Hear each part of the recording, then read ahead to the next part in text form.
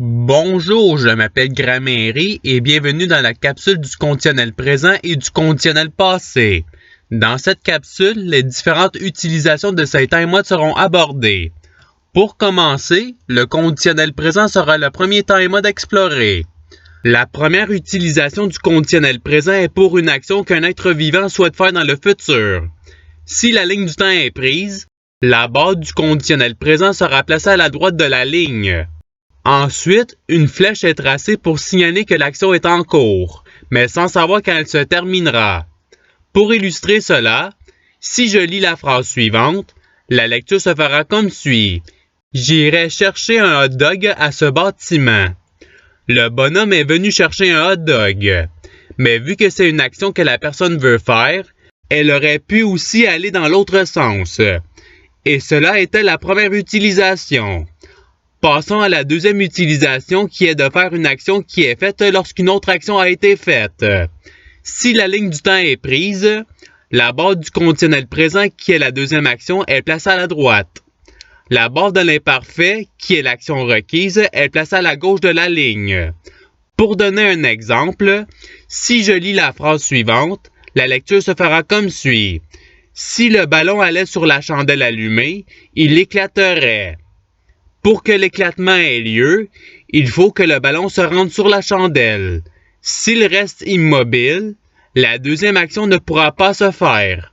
Mais l'imparfait peut être remplacé par une action plus que parfait aussi.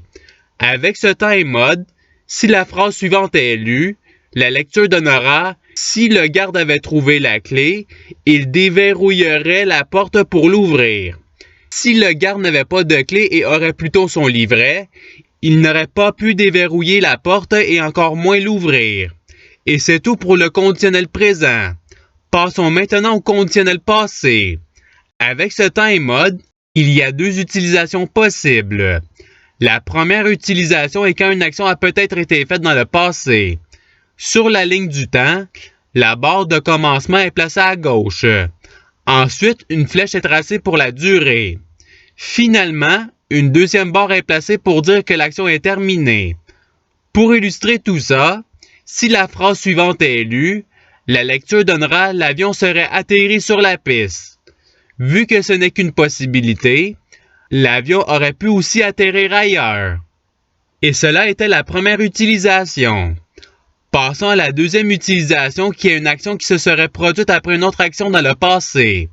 Sur la ligne du temps, le conditionnel passé représentant l'action qui a été peut-être faite dans le passé est placé près du milieu.